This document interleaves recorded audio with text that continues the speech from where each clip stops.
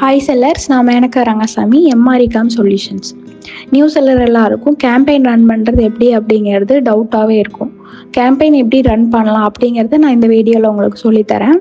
Step by ஸ்டெப்பாக சொல்லித்தரேன். இப்போ ஃபஸ்ட்டு நம்ம டேஷ்போர்டுக்குள்ளே லாகின் பண்ணிட்டோம். லாகின் பண்ணதும் மேலே பார்த்தீங்கன்னா மெனு ஐக்கான் இருக்குங்களா, மெனு ஐக்கான் கிளிக் பண்ணிவிட்டு அதுக்கு கீழே வந்தீங்கன்னா அட்வர்டைசிங் அப்படின்னு சொல்லி ஒன்று இருக்கும். அதில் போயிட்டு கேம்பெயின் மேனேஜர் அப்படின்னு இருக்கும், அதுக்குள்ளே போய்க்கிங்க. நியூஸில் எல்லாருக்கும் அமேசான் வந்து 1000 rupees ஃப்ரீயாக தருவாங்க கேம்பெயின் ரன் பண்ணுறதுக்காக. இது நீங்கள் எஃபெக்டிவாக யூஸ் பண்ணி உங்களோட ஆர்டர் சேல்ஸை இன்க்ரீஸ் பண்ணிக்கிங்க. ஏன்னா நியூ செல்லர்ஸ்லேயே நீங்கள் ஆர்டர்ஸ் வர வச்சிங்க அப்படின்னா கண்டிப்பாக நீங்கள் ஒரு நல்ல செல்லர் அப்படிங்கிறது அமேசான் அல்காரிதம் அண்டர்ஸ்டாண்ட் பண்ணிவிட்டு அவங்களுக்கு நிறைய ஆர்டர்ஸ் வர வைக்க ஹெல்ப் பண்ணுவாங்க.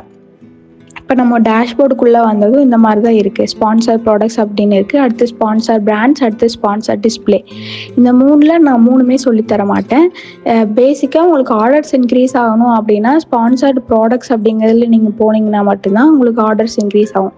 இந்த ரெண்டும் பார்த்தீங்கன்னா நீங்கள் உங்கள் பிராண்ட் விசிபிலிட்டி இன்க்ரீஸ் பண்ணணும் அப்படின்னா மட்டும்தான் யூஸ் பண்ணணும். அதுவும் பிராண்ட் நீங்கள் என்ரோல் பண்ணியிருந்தீங்க, ரிஜிஸ்டர் பண்ணியிருந்தீங்கன்னா மட்டும்தான் இந்த ரெண்டுக்கும் நீங்கள் ரன் பண்ண முடியும். அதனால் ஃபஸ்ட்டு ஸ்பான்சர் ப்ராடக்ட்ஸ் அப்படிங்கிறத நான் உங்களுக்கு சொல்லி தந்துடுறேன். இதில் வந்து கீழே கண்டினியூ அப்படின்னு இருக்குங்களா, கண்டினியூ அப்படிங்கிறத கிளிக் பண்ணிக்கோங்க. இப்போ உள்ளே வந்ததும் இங்கே ஆட் குரூப் நேம் அப்படின்னு கேட்குறாங்க. ஆட் குரூப் நேம் அப்படிங்கிறது யார் கஸ்டமருக்கு விசிபிள் ஆகாது, இல்லை யாருக்குமே விசிபிள் ஆகாது. இது வந்து உங்களோட ஐடென்டிஃபிகேஷனுக்காக மட்டும்தான். இப்போ நீங்கள் ஃப்யூச்சரில் நிறையா ப்ராடக்ட்ஸ் வச்சுருந்தீங்கன்னா நிறையா ஆட் கேம்பெயின் வந்து ரன் பண்ண ஆரம்பிப்பீங்க. அப்போ உங்களுக்கு எந்த ப்ராடக்ட்டுக்கான எந்த கேம்பெயின் அப்படிங்கிறது கன்ஃபியூஸ் ஆயிரும். அது மட்டும் இல்லாமல் கேம்பெயின்லேயே நிறைய டைப்ஸ் இருக்கங்காட்டி இது இந்த ப்ராடக்ட்டுக்கான என்ன கேம்பெயின் அப்படிங்கிறதும் தெரியாது.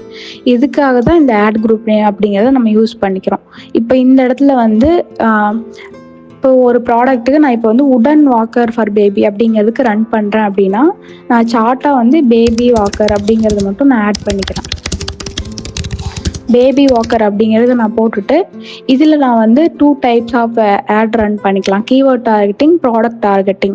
நான் இதில் கீவேர்ட் டார்கெட்டிங் தான் பண்ண போகிறேன். அதனால ஒரு சின்ன ஸ்லாஷ் மாதிரி போட்டு கீ அப்படிங்கிறத மட்டும் கொடுத்துறேன்.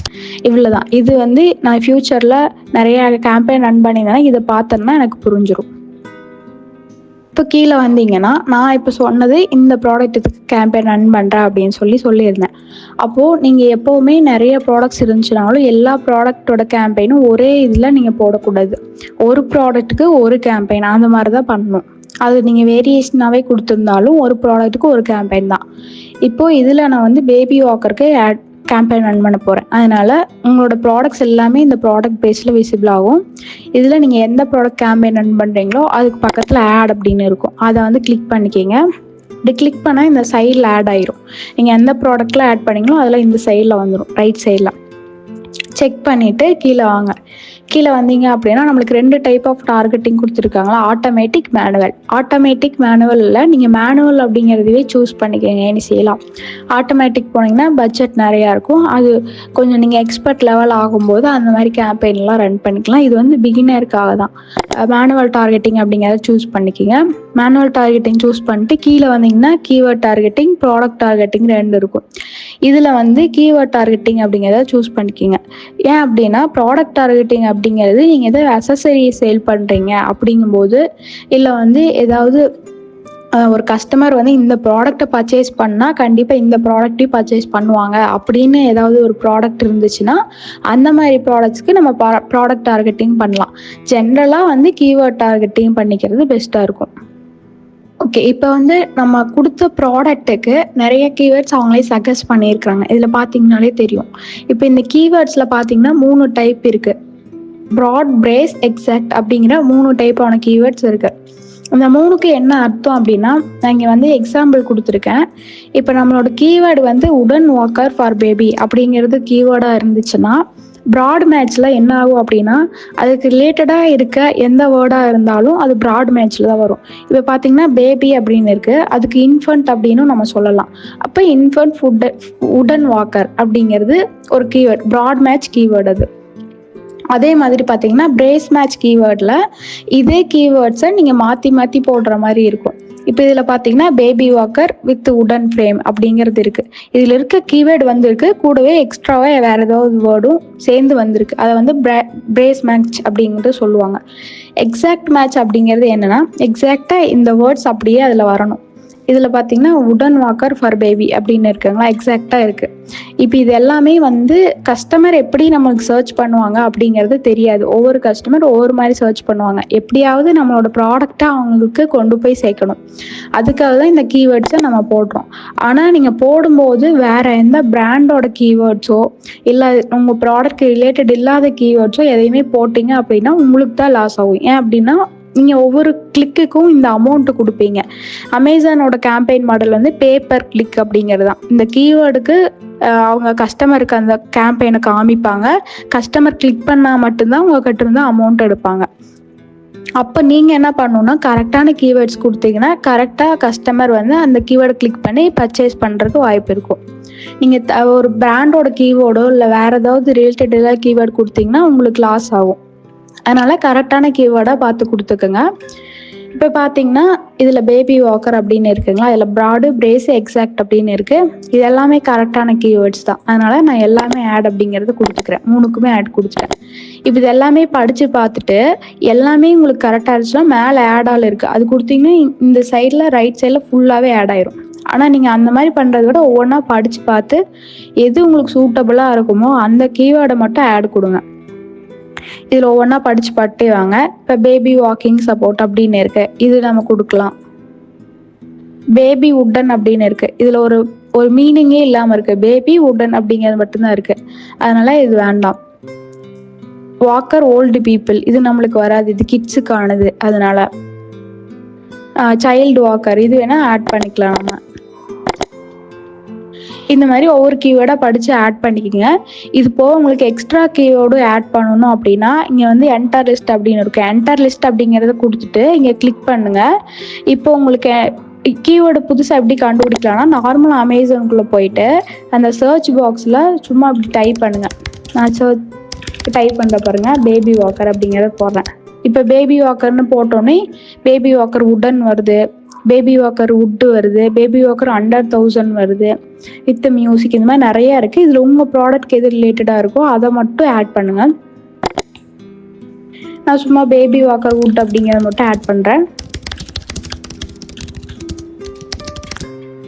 ஆட் பண்ணிவிட்டு இதில் ப்ராடாக பிரேஸாக எக்ஸாக்டாக அந்த 3மே வேணும்னா 3க்குமே டிக் பாக்ஸ் கொடுத்து கீழே ஆட் கீவேர்ட்ஸ் இருக்கு, அது கொடுத்துருங்க. இப்போ அதுவும் வந்து இந்த இடத்துல ஆட் ஆயிடுச்சு. இப்போ எல்லா கீவேர்ட்ஸும் இப்போ நம்மளுக்கு கொஞ்சமே ஆட் பண்ணதுக்கே 12 கீவேர்டு ஆட் ஆயிடுச்சு.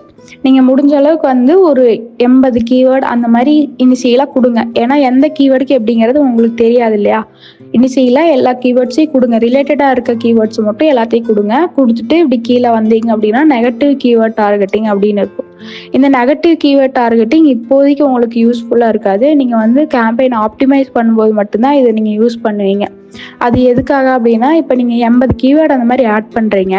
80 கீவேர்ட்லேயும் ஒவ்வொரு கீவேர்டுக்கு நிறைய அமௌண்ட்டு நீங்கள் ஸ்பெண்ட் பண்ணுவீங்க. ஆர்டர்ஸ் எதுவுமே வந்திருக்காது.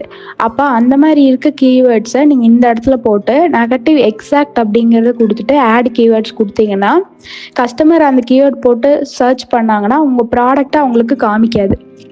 இதை நீங்கள் யூஸ் பண்ணும்போது ரொம்ப கேர்ஃபுல்லாக யூஸ் பண்ணணும். நெகட்டிவ் எக்ஸாக்ட் தான் நீங்கள் எப்போவுமே கொடுக்கணும், அதை மட்டும் மறந்துடாதீங்க. இது நீங்கள் யூஸ் பண்ணும்போது கஸ்டமருக்கு காமிக்காது, இந்த கீவேர்டை சர்ச் பண்ணால் காமிக்காது. அதனால ஞாபகம் வச்சுக்கோங்க. இல்லைன்னா நீங்கள் இதை யூஸ் பண்ணாமையே கூட விட்டுடலாம், ஆப்ஷனல் தான். கீழே வந்தீங்கன்னா கேம்பெயின் பிட்டிங் ஸ்ட்ராட்டஜின்னு இருக்குது. இதில் fixed bids down only, up and down, அந்த மாதிரி 3 ஆப்ஷன் கொடுத்துருக்காங்களா. ஃபிக்ஸ்டு பிட்ஸ் அப்படின்னா என்னென்னா, இந்த கீவேர்டுக்கு இப்போ வந்து ஒவ்வொரு கீவேர்டுக்கும் ஒவ்வொரு பிட் வேல்யூ இருக்குது. இதுக்கு 4.52 ரூபா கொடுக்குறீங்க அப்படின்னா இந்த 4.52 பைசா வந்து ஃபிக்ஸ்டாக கொடுத்தீங்கன்னா இந்த உங்களோட காம்படிட்டர் வந்து அதிகமாக வச்சாலும் கம்மியாக வச்சாலும் உங்களோட பிட் வேல்யூ இதுதான், இன்க்ரீஸ் ஆகாது, டிக்ரீஸ் ஆகாது. இதுவே டவுன் ஒன்லி கொடுத்தீங்க அப்படின்னா காம்படிட்டர் அனலைஸ் பேஸ் பண்ணி நம்மளோட இந்த 4.52 பைசாலேருந்து கம்மி பண்ணுவாங்க. அப் அண்ட் டவுன் அப்படிங்கிறத நான் சஜஸ்ட் பண்ணுறது எப்பவுமே அப் அண்ட் டவுனே கொடுத்துக்குங்க. ஏன்னா அப்போ தான் வந்து நம்மளோட காம்படிட்டர் இன்க்ரீஸ் பண்ணாலும் அதுக்கு தகுந்த மாதிரி அதை இன்க்ரீஸ் பண்ணிக்கும், டிக்ரீஸ் பண்ணாலும் அதுக்கு தகுந்த மாதிரி இன்க்ரீஸ் பண்ணிக்கும். இதில் வந்து டாப் ஆஃப் சர்ச் அப்படின்னு கேட்டிருக்காங்க. டாப் ஆஃப் சர்ச் இதில் வந்து 2% கொடுத்துக்கோங்க. எல்லாத்துலேயுமே 2% கொடுத்துக்கோங்க. ஜென்ரலாக நான் சொல்கிறேன். இதுக்கு எக்ஸாம்பிள் இங்கேயே போட்டிருப்பாங்க. இப்போ உங்களோட பிட் வேல்யூ ரூ. 3 இருந்துச்சு அப்படின்னா, டாப் ஆஃப் சர்ச்சில் 2% கொடுத்தீங்க அப்படின்னா 6.12 வரைக்கும் இன்க்ரீஸ் ஆகும். அதுக்கு மேலே இன்க்ரீஸ் ஆகாது. அதே மாதிரி ஒவ்வொரு பேஜுக்கும் கொடுத்துருக்காங்க. ரெஸ்ட் ஆஃப் சர்ச்சுக்கு 4.59, ப்ராடக்ட் பேஜுக்கும் 4.59, இந்த மாதிரி.